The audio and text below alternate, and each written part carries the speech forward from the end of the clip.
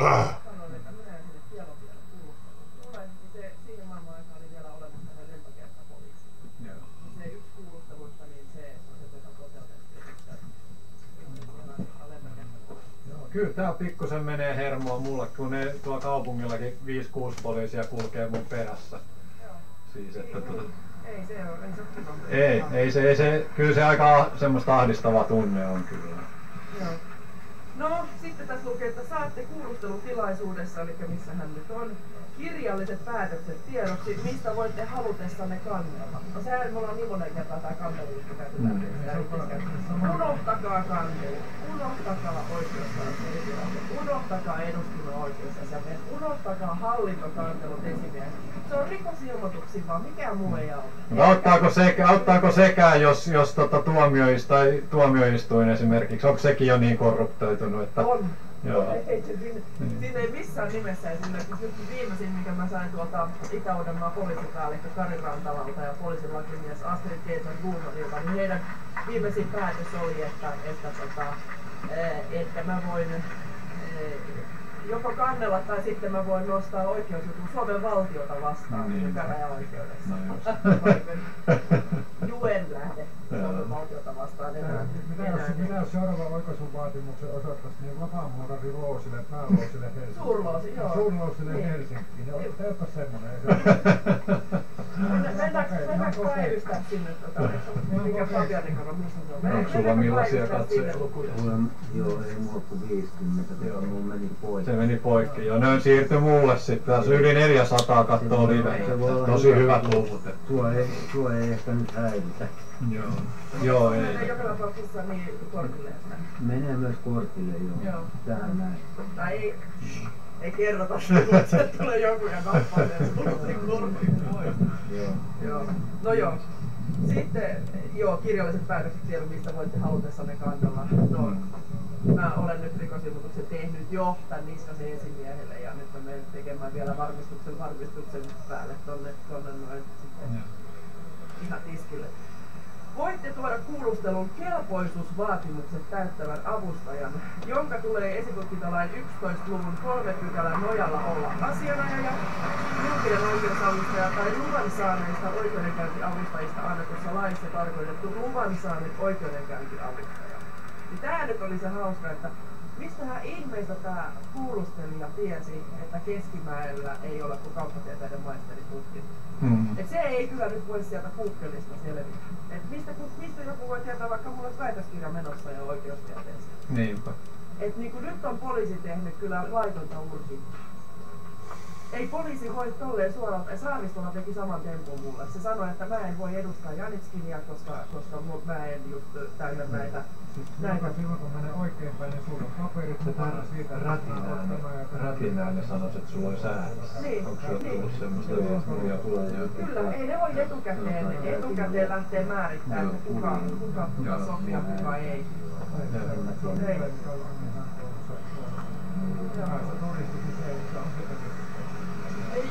Poliisi on käynyt siis tekemässä jonkinlaista urkintaa mun taustoista. Tosiaan sanonut, että Googlen perusteella ei käy ja sitten tosiaan jostain syystä sitten heillä oli taivaallinen tieto siitä, että mä en ole tämmöinen kelpoinen avustaja. Tuntupaikana se urkinnoissa ja kaikista, niin se kepulikoisteessa nimenomaan tämä Pasilan poliisi. Kyllä. Armeijasta kaikista lähtien on, niin tiedetään, että millaista rikollisuutta täällä ja sitten tulee keskusrikospoliisi, niin tuolla Vantaalla harjoitetaan. Niin, kyllä. Tämä nyt alkaa vaan paljastua, mitä se toiminta on ollut. Joo, kyllä. Sitten tässä on, että esitutkinnan toimittaa esitutkintalain mukaan poliisi ja esitutkintaa johtaa tutkinnanjohtaja, joten asianosaiset asioivat keskeneräisen esitutkinnan osalta poliisin eikä syyttäjän kanssa. Me kirjoitettiin siis Kemputini kanssa, haluttiin tietää, että kuka tässä on, ja sitähän ei oltu meille selvitetty vielä, nyt se vasta selvisi, ja sitten haluttiin tietää, kuka syyttäjä. Joo. Koska kyllähän niin syyttäjä ohjaa, niin, no, niillä on nyt tämän uuden esitutkintalain myötä, niin ne on tiivistänyt poliisi ja syyttäjän yhteistyötä sillä tavalla, että ne tosiaan tekee jo esitutkintavaiheessa niin tiivistä yhteistyötä, eli syyttäjä ohjaa tutkinnanjohtaja tekee ne ratkaisut, että miten nämä kuulustelut esimerkiksi hoidetaan. Tai ja todistajien kuulemiset ja tämmöiset. Se on tutkinnanjohtaja, mutta kyllä se on niinku syyttäjä, joka sieltä ylhäältä ohjailee tätä toimintaa. Niin se menee tuon Janiskinikin tapauksessa. Et se on tää Veli-Mikko Hämäläinen, joka on syyttäjä, niin se ohjailee siellä Saaristolaa sitten. Joka on huonotettu kyllä vielä siellä täysin esteellisenä niin tutkinnanjohtajana siinä. Sitten me pyydettiin Kemputinin kanssa, me halutaan antaa loppulausunto esitutkintapöytäkirjaan. Se on myös semmoinen asia, että sitä täytyy muistaa pyytää, koska poliisi ei sitä kyllä auta. Tehdäänkö se siinä niinku saman tien? Ei, vaan se tehdään sitten, kun sulla on niinku koko esitutkinta on valmis. Okay. Eli jos nyt olisi semmoinen rikos, että siinä on joku asianomistaja, niin yleensähän näissä kuvauksissa ei ole. Se asianomistaja on niinku kansanryhmä näissä kiihotusjutuissa. Mutta jos on niinku tämmöinen, nyt vaikka tämmöinen nakkikiskaa tämmönen pahoinpitely tai joku vastaava, niin siinähän yleensä on niinku tää pahoinpitelijä ja sitten on tää uhri.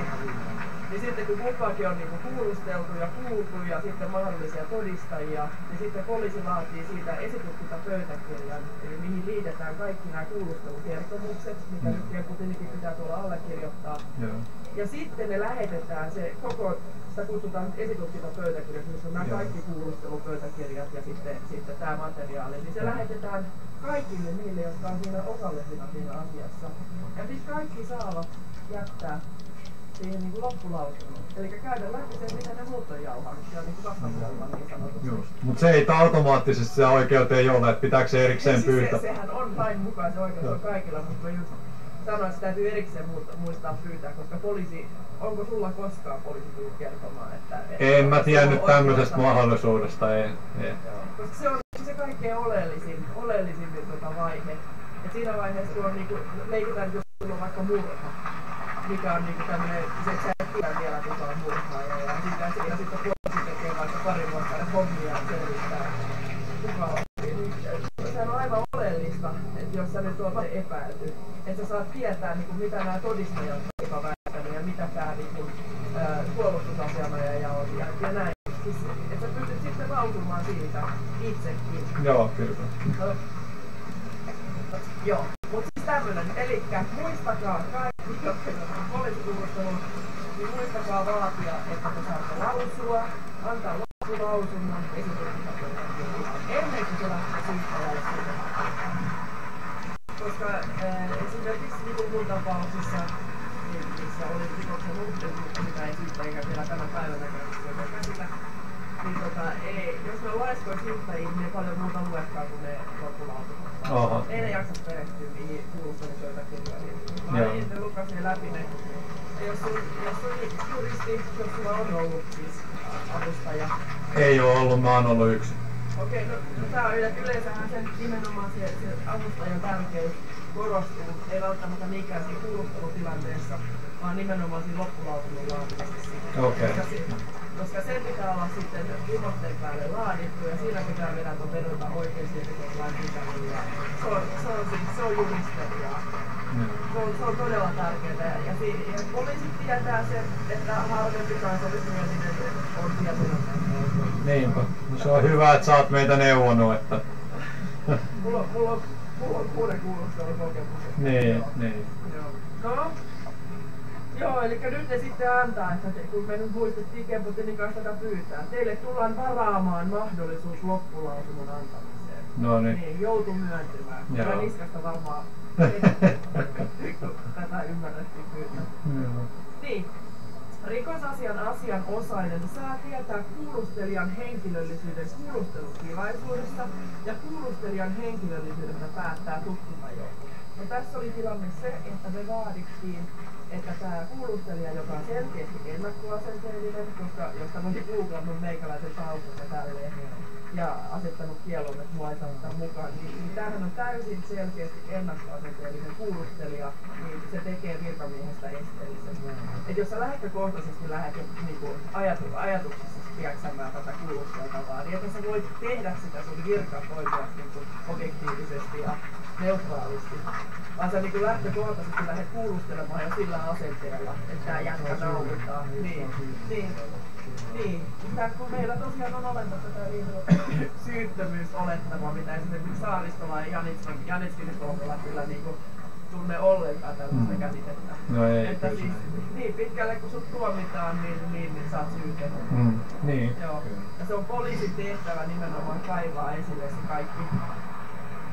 kaikki syyllisyyttä tukeva. Siinä on toinen, kyllä mä nyt uskon, että varmaan kaikille kuulusteltaville on muistettu oikeuden tukeva takana. No joo, kyllä niillä on joku paperikin siinä niistä oikeuksista. Se nyt sen verran kai niin äly, että se täytyy, se rikiraappu täytyy lukea läpi. Ja siinähän on just se, että sun ei tarvitse itse myötävaikuttaa rikoksen selvittämiseen. Eli jos sä oot rikoksesta epäilty, niin sä voit tosiaan mennä sinne kuulustelun sanomaan no comments. Sun ei tarvitse itse myötävaikuttaa. Se on poliisin tehtävä kaivaa sitten todistajia ja muiden avulla niin sitten utsiin selville se. Se on aika tärkeää sitä. Ja sit se ei tarvitse puhua tottakaan epäiltynä. Se on toinen juttu kanssa.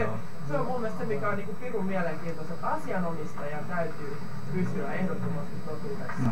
Eli jos sä oot rikoksen uhri, niin sun täytyy pysyä. Tai todistaja. Ja todistajien, erityisesti todistajien täytyy pysyä ehdottomasti totuudessa. Mutta sitten se rikoksesta epäilty, se saa valaitella niin paljon kuin siellä on siellä. Ei edistä omaa syyllistä. Ei, eikä tarvitse oikeasti sanoa mitään. Niin. Sitten tää tuli just mieleen, kun tultiin ajeltiin tänne, että mä luen tämmöistä, mä rakastan näitä suomalaisia tekstareita, niin tämmönen Christian Rönnbacka kirjoittaa porvoolaisista poliisista, jotka on mulle oikein, niin sanoin, että se on sieltä pahimmasta päästä, mutta tässä kirjassa he esiintyvät hyvin sympaattisina kavereina ja neitä kanssa siellä, niin just viime yönä, ei saanut kirjaa taas käsistä kun luin sitä, niin siinä oli just esitutkintalain pykälistä, oli just kuinka nämä poliisit tuntuvat sen kauhean rasittavana tämän uuden esitutkintalain, kun siellä on nyt tullut niinku näitä, ei nyt uusia oikeuksia, mutta niitä on nyt korostettu näitä ihmisoikeuksia, mutta näitä epäilyjäkin ihmisoikeuksia, että tosiaan pitää muistaa nämä rikirampsit lausua. Ja sitten siinä on siis tämmöinen tilanne, että kun me ollaan kaikki nyt pähkäytynyt näiden avustajien kanssa, kun näille kansallismielisille ei tunnu yksinkertaisesti löytyvän avustajia, koska nämä asianajajat, niin he haluavat joutua hakauksiin poliisiin eikä syyttäjän kanssa, koska silloinhan heillä menee niin kuin oma ura ja oma leipä. Koska pääsääntöisesti nyt me kansallismieliset, kun me ollaan aika varatonta porukkaa, niin meillä ei ole varaa hankkia tämmöisiä niin kuin huippulakimiehiä, niin kuin Fredmaneita ja muita kumppaneita, niin eikä he välttämättä edes ottaisi niin kansallismielisiä asiakkaita. Tämä Fredmankin ja tämä poliisihallitus asiakkuus ja näin, niin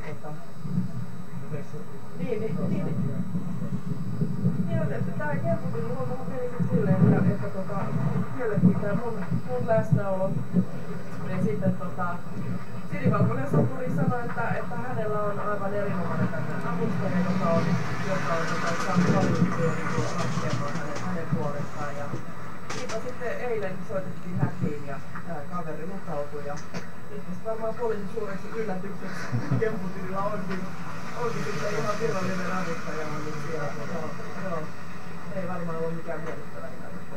Minä ajattelin jo, että ne on nyt saanut niinku veipattua meikäläisen ulos gameista, niin nyt sitten Kemputin marssiikin sinne niinku ihan virallisen avustajan. Siellä on puheoikeus. On. Eli se on muuten vielä. Kuulostelutodistajahan ei sano mitään. Kuulostelutodistaja vaan istuu siinä hiljaa kattina niin ja kuuntelee. Minä voin niistä korkeastaan. Onko varma? Onko ihan varma? Siis äänet jää siihen tai joka vastaavaa kyllä, mutta ei mitään lueseen. Tämä oli muuten tärkeä juttu kaikille, jos vaikka joku joskus vielä onnistuisi pääsemään kuulostelutodistaja ei sano yhtään mitään. Joo.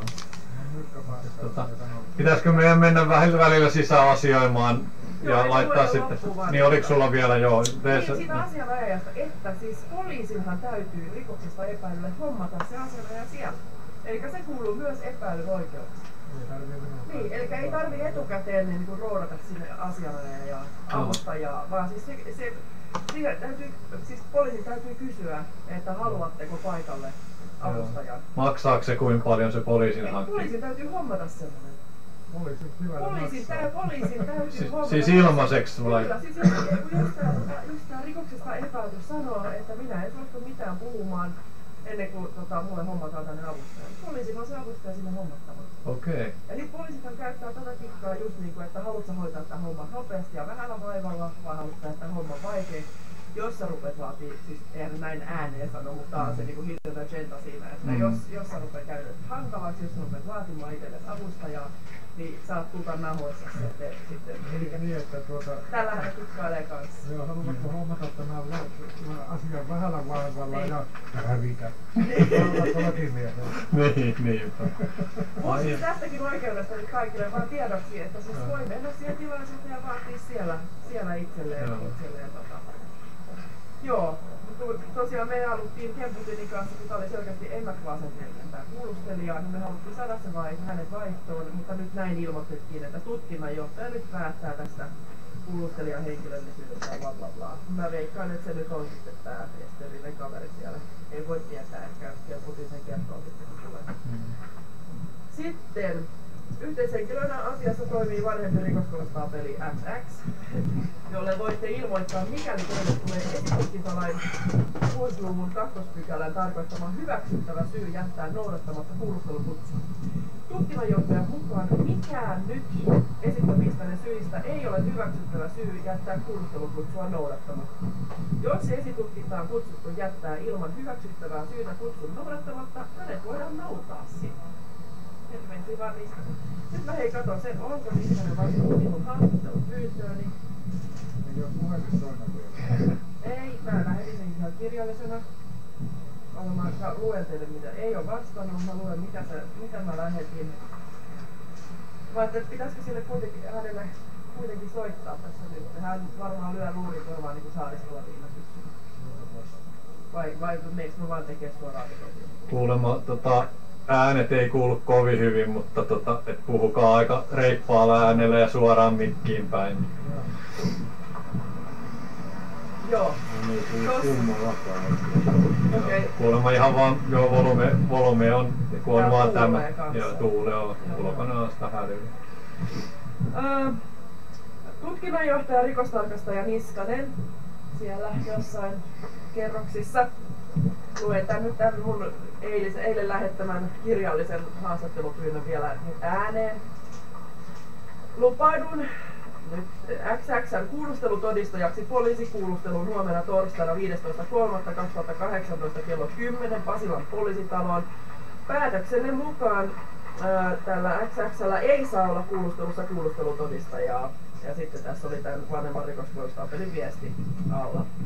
Pyydän saada tulla haastattelemaan rikostarkastaja Niskasta tästä poliisin asettamasta kiellosta. Pyydän saada tietää, milloin haastattelu huomisen aamupäivän aikana järjestyy Pasilan poliisitalolla.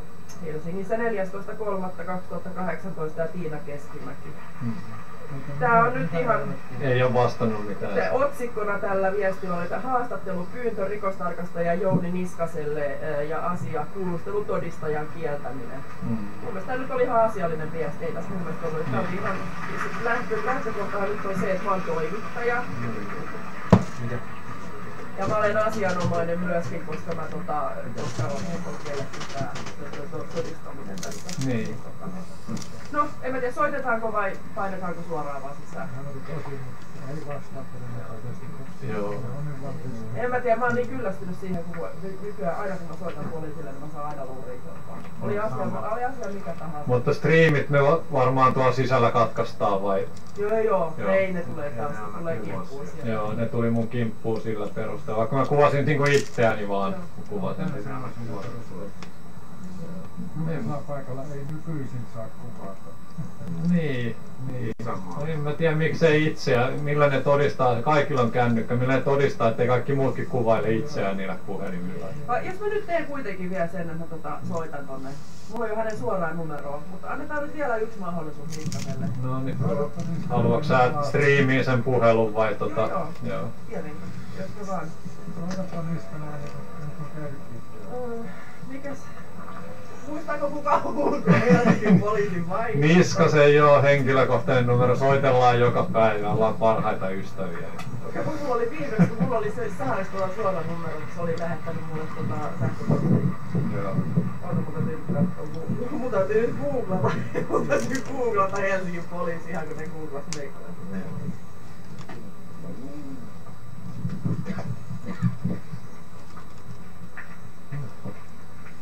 Kuvaatko sä hetken tuota Tiinaa tossa, niin me aika läheltä kuvaa, että se kuuluu. Mä meinaan käydä pokusta.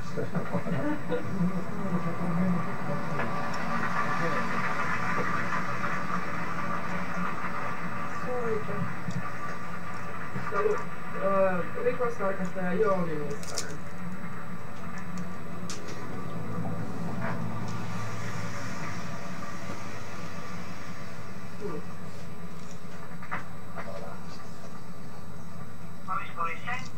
Saisiko rikostarkastaja Jouni Niskanen?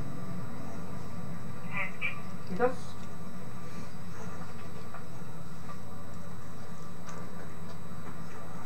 Ja Pasilaan. Niskanen Jouni J. Rikostarkastaja. Joo, kyllä.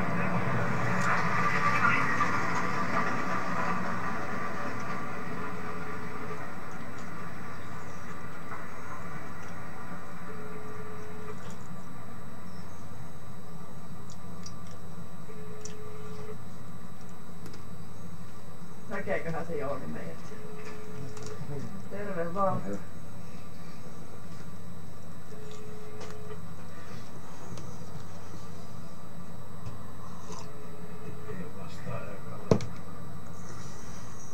Oletko käynyt se kymppi? Tämä puhepostin käyttäjä on 0, 2, 9, 5, 4, 7, 5, 7, 7, 5. Äänet jälkeen sano tietysti. Lopuksi valitse ruutu tai lopeta puhe. No tässä Tiina Keskimäki, hei! Seisoskelen tässä Pasilan poliisitalon 1 pihalla ja lähetin eilen kirjallisesti sähköpostilla niin haastattelupyynnön tälle aamupäivälle ja en ole saanut siihen nyt mitään vastausta asia oli tämä, että tutkinnanjohtajana kiersit minun läsnäoloni kuulustelutodistajana nyt parhaillaan käynnissä olevassa poliisikuulustelussa ja mä olisin halunnut tästä asiasta keskustella.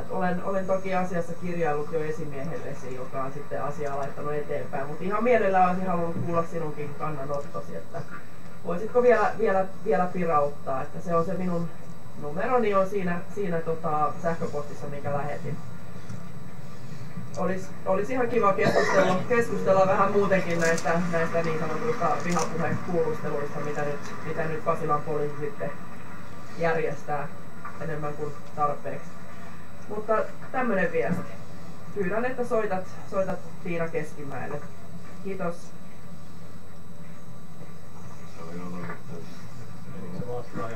Joo. Se aika kauan antoi soida ja sitten se tuli vastaaja. Mä en usko, että se oli vastaajan päällä, se laittoi sen päälle. Tai epäilen. Hei! Eikö me nyt täällä huulikorvaa saalistolla sen? Mä luulen, kun yleensä se on 4-5 piippasta, niin se menee vastaan. Sieltä voi soida aika monta kertaa. Mennään sisään jo lämmittelemään. Laittaa sen poikki. Kiitos Miki. Nyt Miki syyllistyi vihakuvaukseen tässä lopussa. Ollaan molemmat sitten kuulustelut. Mä laitan poikki tätä striimiä. Ehkäpä tossa kun Kemputin tulee, niin teen vielä pienen sit siinä haastattelustriimiin ja sitten... Mä tarjoan siellä kaffet ja bullat ja... Ai siellä sun toimistolla? Niin. Joo, meillähän on 2, onko sä tulossa sinne? Joo. Mä tiedän, mutta just siinä välissä keritään. Katsotaan jos keritään. Joo, kiitos kutsusta. Niin joo, kiitos kaikille katsojille. 500 katsojaa. Kyllä Tiina kiinnostaa kuulee ihmisiä. Monia parhaita live-katsojan määriä. Eipä muuta, saattaa pikkustriimi tossa tulla vielä kun Kemputin pääsee ja sitten sitten 1:30 varmaan aloittelen tuolla Sanomatalo. Tulkaa 8 Sanomatalon pääaulaan tai siihen pääaulalle menevälle ovelle. Siihen kansalaistorin puolelta mennään sisään sinne pääaulaan. Okei, kiitti, moi moi.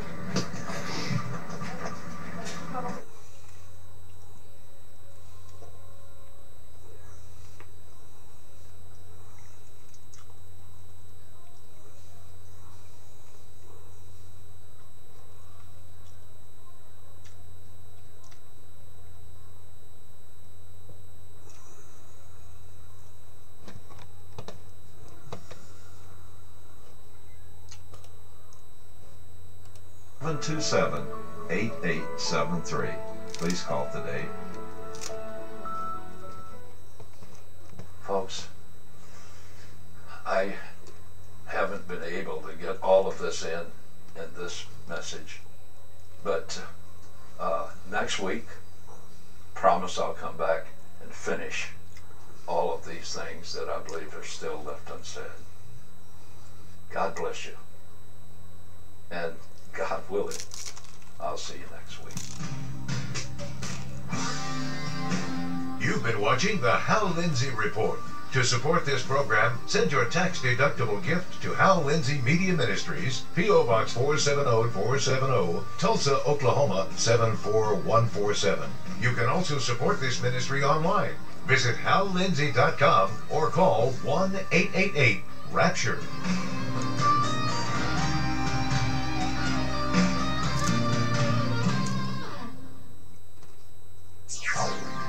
Yesterday's prophecies, today's headlines. This is the Hal Lindsey Report. And now, Hal Lindsey. Good evening and welcome to this edition of the Hal Lindsey Report. If you recall last week, I told you about the recent visit of Pope Francis to Istanbul. He is seeking to end the estrangement of the Roman Catholic Church from the Orthodox churches led by Bartholomew I, Patriarch of Constantinople. For almost 1,000 years, since the Great Schism of 1054, the Western Church and the Eastern Church have been at odds, sometimes bitterly so. Francis and Bartholomew prayed together and then signed a joint declaration of unity between the two churches. Why is this important? Well, if the Roman Catholic Church and the Orthodox churches reunite, then the Pope directly leads more than 1.5 billion people. That's as large as all Islam. If that movement is then joined by almost 1 billion Protestants, many of whom identify more closely with Catholic theology than with Martin Luther's Reformation, then he directly influences or leads more than 1/3 of the world's population. One of the most important prophetic signs is the merging of all institutional churches under one leader. Also, last week, I mentioned the prophecy of an Irish bishop in 1139. St. Malachy had a vision from which he plausibly identified the current pope as the last pontiff before the rise of the Antichrist. Then, when you add in the fact the Bible predicts that in the last days, the leader of a false religion, unmistakably centered in Rome, will assist in the rise of the Antichrist, I'd say the prophetic red flags are flapping in the howling wind. As I remembered and promised last week, I'm going to continue my discussion of these developments, but I want to retrace some of my steps so you'll maintain the thread of the discussion. Now, let's continue with part 2 of Unity at All Costs.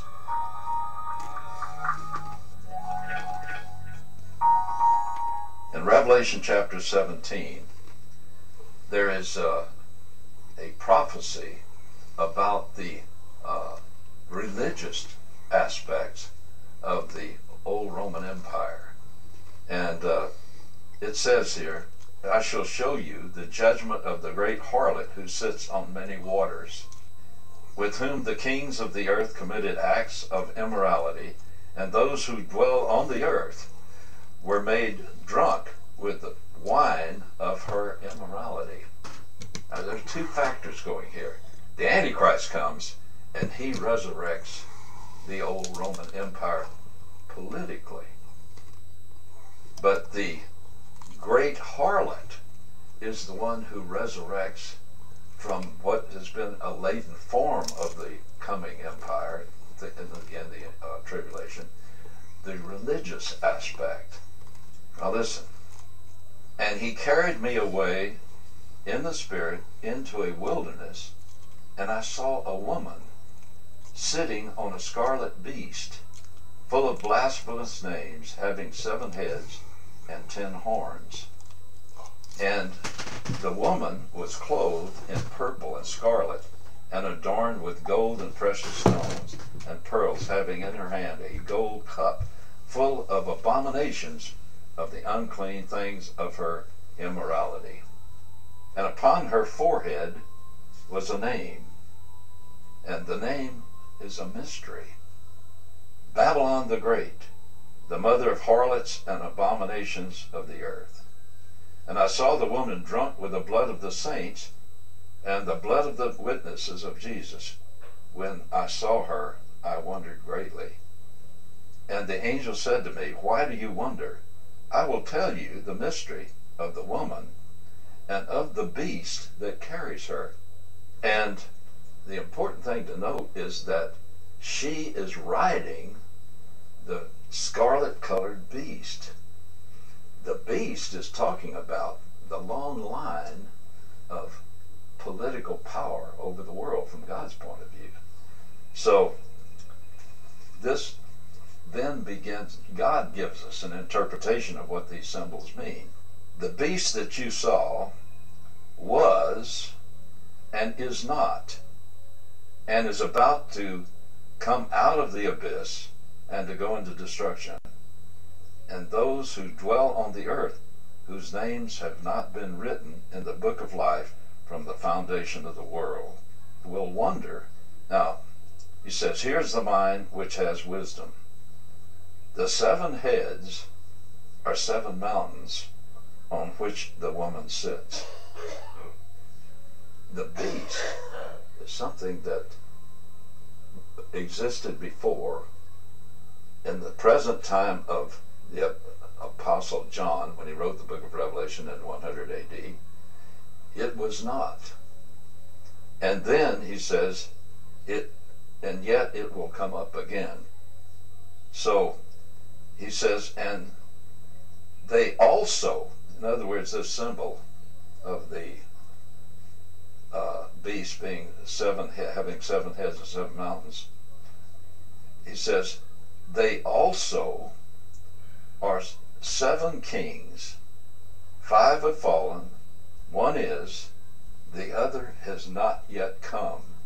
And when he comes, he must remain a little while. The 7 heads and 7 mountains on which the woman sits refers to the physical locale of where this power rests. Now, the Church of the 7 Hills, and the place of the 7 Hills, from ancient times, has always meant Rome. Rome sat originally on the 7 hills that was called Rome. And so he says that the woman sits on this. So that tells us right away, the woman about whom this mystery is concerned. The woman is a religious system. And it says that it is sitting right then on the 7 mountains on which the woman sits. They are 7 kings or kingdoms. 5 have fallen, 1 is, and the other has not yet come.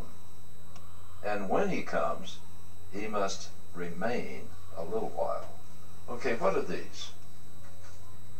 Well, you look at all of the kingdoms on which the religions spawned by Babylonia, these false religions were spawned over 7 empires. The first 5 have already fallen in John's time. Now, who would that be? They are the great powers that had ruled over Israel. Egypt is number 1. Assyria, number 2. Babylon, number 3. Media Persia, number 4. Greece, under Alexander's foundation, is number 5. So those 5 had already come, and they had experienced the kinds of false religions that came out of Babylon. And they have come and already fallen. And then he says, one is. Now that's number 6. What great empire was ruling the earth at that time as far as God was concerned? It was the Roman Empire. I call it Roman Empire Phase 1. And then he says, and the other has not yet come. The one who is to come is going to be the resurrection of political and spiritual Rome again. And I call it Rome Phase 2, because the Roman Empire was never completely destroyed. The political empire ceased to exist at the end of the 4th century AD, but it still remained in a secret form religiously. Now what religion is that?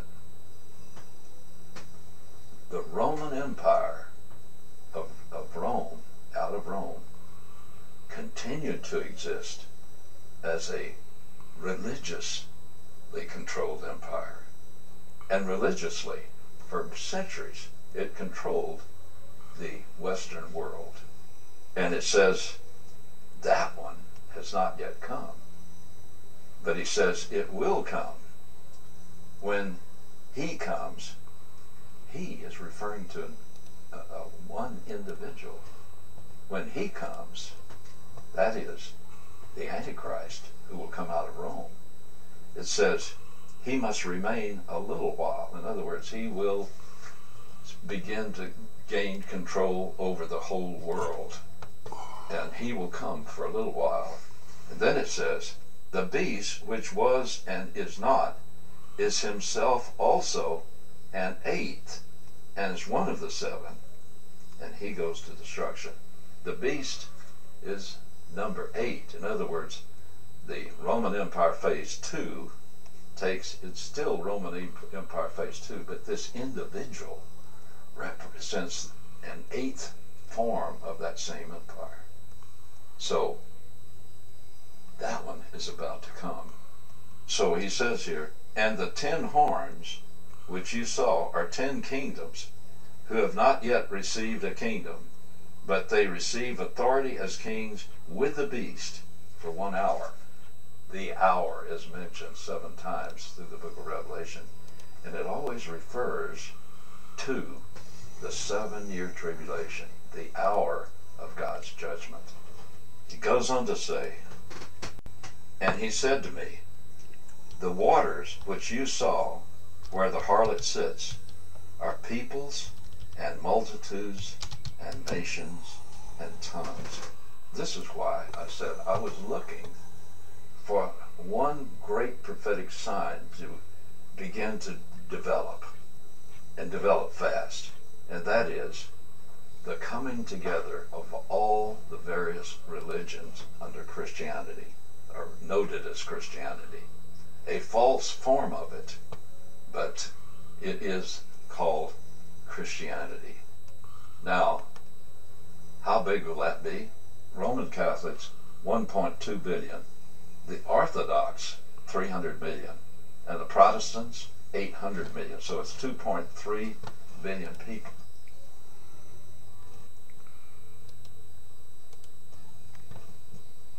Until about the middle of our century, the papacy was confined to a condition of isolation and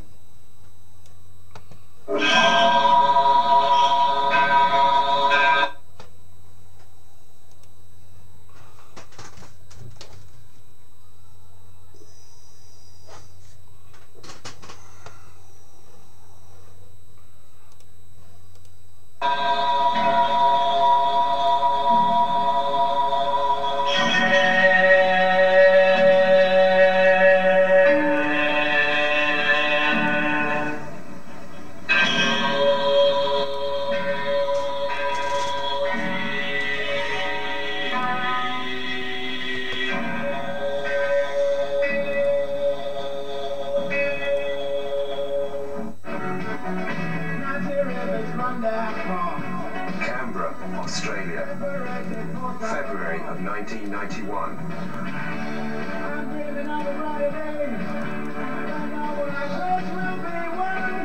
the 7th General Assembly of the World Council of Churches. A rock music concert by Aboriginals in the Assembly's worship tent.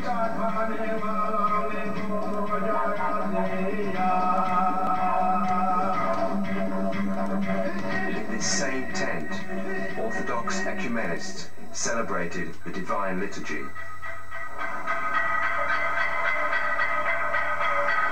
The Aboriginal rituals held in the assembly tent included pagan elements. They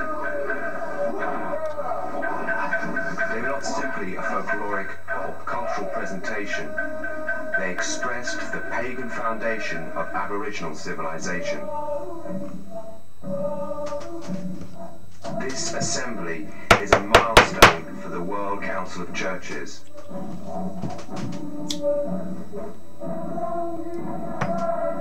The Holy Spirit was blasphemed.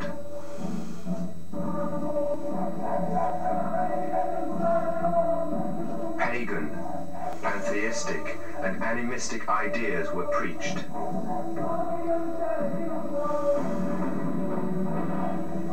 And even our Lord was blasphemed.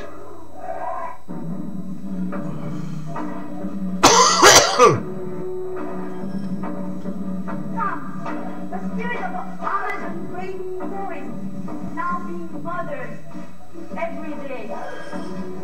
The Korean Presbyterian theologian Dr. Jung Hyung Kyung, together with all the spirits of creation, invoked the spirit of the liberator, our brother Jesus. Come, the spirit of the liberator, our brother Jesus.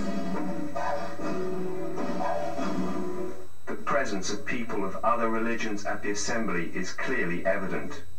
Hindus, Buddhists, Jews, Muslims, and others. Dr.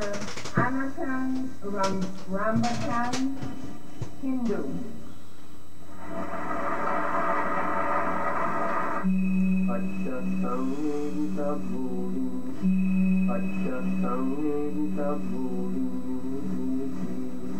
Digale Mahinda, Buddhist.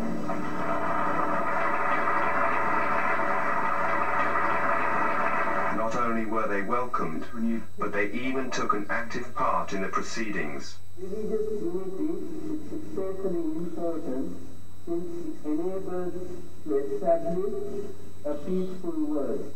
Of their ancient cultures, Paganism, blasphemies, heathens.